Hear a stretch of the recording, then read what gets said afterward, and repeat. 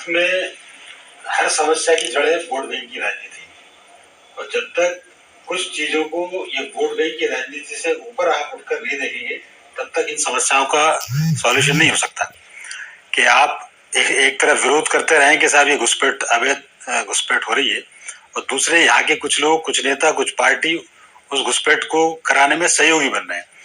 तो कुछ मसले देश में ऐसे चिन्हित हों कि जिसपे सारे राष्ट्रीय दल एक हों, उसमें ये एक प्रमुख मुद्दा है। देश का मुद्दा सबसे इंडिया फर्स्ट होना चाहिए सबसे पहले, क्योंकि ये निश्चित तौर पर ये किसके लिए दिक्कत पैदा कर रहे हैं।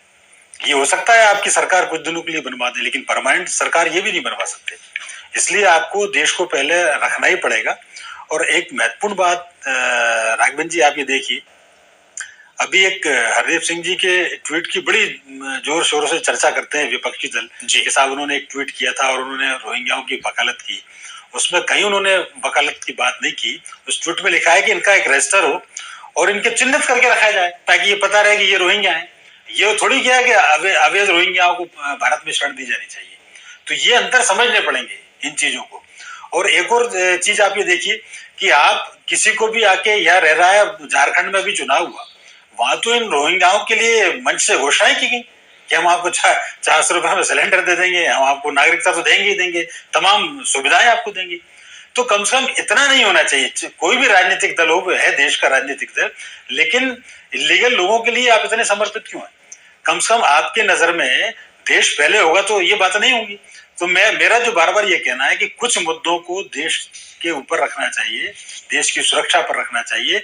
और एक और महत्वपूर्ण बात ये, चाहे वो भारतीय जनता पार्टी वाले, वो मनोज तिवारी जी को मैं सुन रहा था, आप ये किसको आप बता रहे हैं कि साहब इतनी घुसपैठ वहां से हो रही है?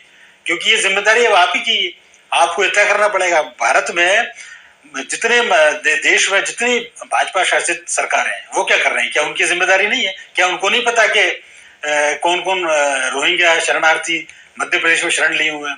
भोपाल में ऐशबाग थाने के सामने से रोहिंग्या शरणार्थी पकड़ाए जाते हैं और उस थाने के पुलिस वालों को पता नहीं। एटीएस के इनपुट पर उनको गिरफ्तार किया जाता है, वो भी रातों रात एटीएस आती, बंदूक की नोक पर उनको गिरफ्तार करके ले जाती है। तो आपकी इंटेलिजेंस क्या कर रही है? आपकी सरकार क्या कर रही है?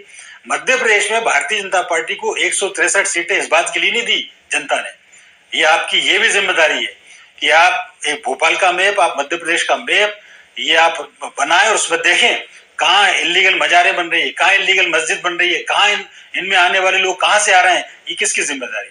आप केवल आम आदमी पार्टी पे, झारखंड पे, त्रिपुरा पे, बंगाल पे दोष दे सकते हैं, निश्चित तौर पर उनका भी शरणार्थियों को बनाने का योगदान है, शरणार्थियों को भारत में बसाने का योगदान है। लेकिन आप जहां स्ट्रांगली हैं, आप वहां तो आप एक्शन ले ही सकते हैं ना। बिल्कुल।